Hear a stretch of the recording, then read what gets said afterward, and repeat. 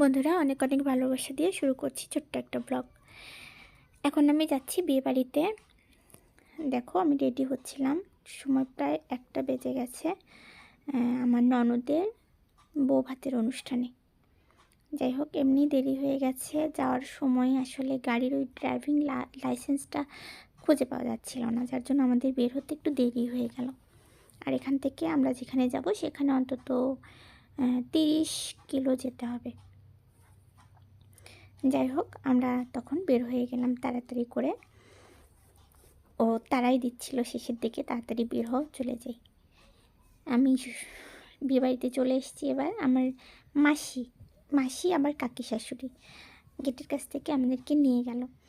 পরে ভেতরে গিয়ে আমরা মানে ওখানে সব আমার পরিচিত লোকজন ছিল। পরিচিত বলতে যে বাড়িতে বিয়ে হচ্ছে ওরা আমার মামার বাড়ির লোকজন সবাই। আসলে এরা আমাদের মামার বাড়ি থেকে নাটোরে অন্য জায়গায় চলে এসেছে, তো এই জন্য ওদেরকে আমরা অতটা চিনি না। তবে প্রথম থেকেই জানি যে হচ্ছে ওরা আমাদের আত্মীয়। মামার বাড়ির লোকজন মানে সবাই এসেছিলো। ওখানে গিয়ে প্রথমে তো যেতে চাইলাম না, গিয়ে অনেক ভালো লাগলো। যেখানেই যাচ্ছি পেছন থেকে শুধু আমার নাম ধরেই ডাকছে। এদিকে শ্বশুরবাড়ির পরিচিত লোকজন, মামা শ্বশুরবাড়ির পরিচিত লোকজন সবাই ছিল। আসলে এখানে মামি মাসি মানে সব আমার পরিচিত।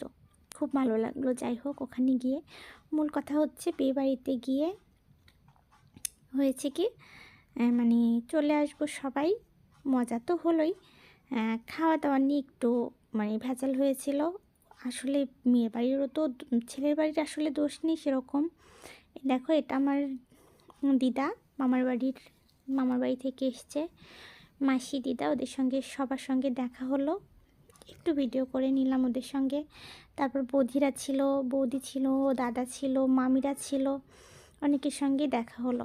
পরে আমার ননদের বাড়িও নাটোরেই। আমার ননদেরা যখন আসলো তখন ওদের সঙ্গেও আমাদের দেখা হলো। ওদেরকে নিতে আমরা আবার চলে আসলাম আবারও বাইরে।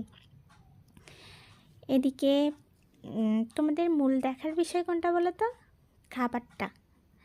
খাবার খাওয়া নিয়ে এতটা ঝামেলা হয়েছিল। এদিকে 4টা বেজে যাচ্ছে, আমরা সেই সুযোগটাই পাচ্ছি না খেতে বসার সুযোগ পাচ্ছিলাম না। আমার ননদেরা আসার পরে ওদেরকে নিয়ে আবারও বিয়েবাড়িতে ঢুকলাম।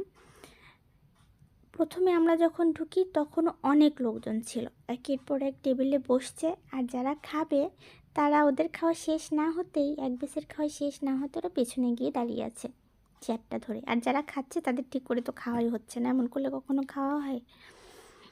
শেষমেশ আমরা বের হয়ে বাইরের দিকে একটু ঘোরাফেরা করলাম। ঘোরাফেরা করতেই আমাদের জামাইবাবু তো রেগেই গেল। রেগে বলছিল আমি তো এবার চলেই যাব।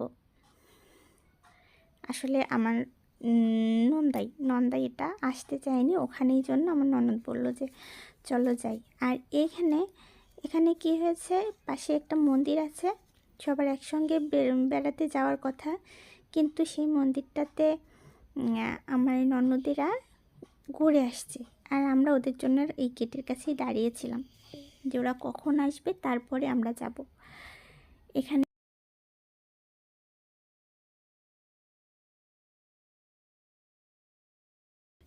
শেষে মামনিদের বাসাতেও যাব, ওদের বাসাতেও যাব আমরা বেড়াতে। জামাইবাবু রাগ করে বলছে যে আর থাকবো না, বাসাতে চলে যাব, 4টা বেজে যাচ্ছে।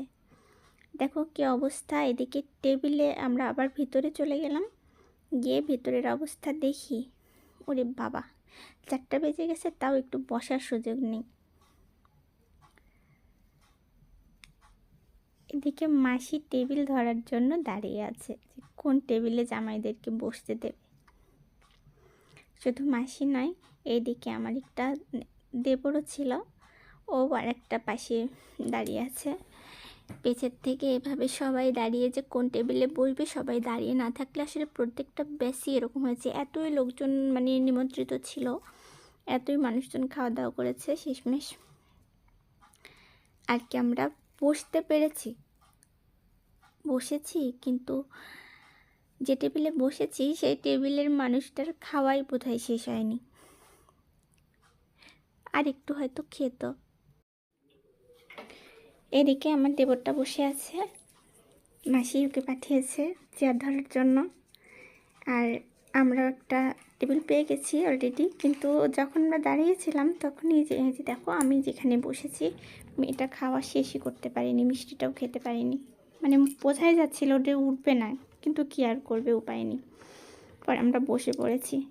আমি আবার দেখছিলাম যে আমাদের টেবিলের তো এই অবস্থা, পেছনের টেবিলটা কেমন আছে এটা দেখার জন্য আবার পেছনের দিকেও দেখতে লাগলাম। দেখলাম যে না, পেছনের টেবিলটাও অলরেডি পরিষ্কার করে দিয়েছে, আমার ভাগ্নিটা বসেছিল ওখানে। তারপরে আমাদের টেবিলটা পরিষ্কার করে দিয়ে গেল আর কি। সেখানটায় আমরা খাওয়া দাওয়া করে ভেতরে সবার সঙ্গে দেখা করে আসলাম।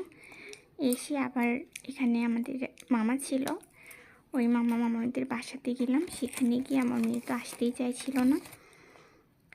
ওখানে কিছুক্ষণ থেকে আমাদের বের হতে হতে সন্ধ্যায় লেগে গেল। যাক, ভালো থেকো বন্ধুরা সবাই। আজকের মতো এখানেই শেষ করছি এই ব্লগটি।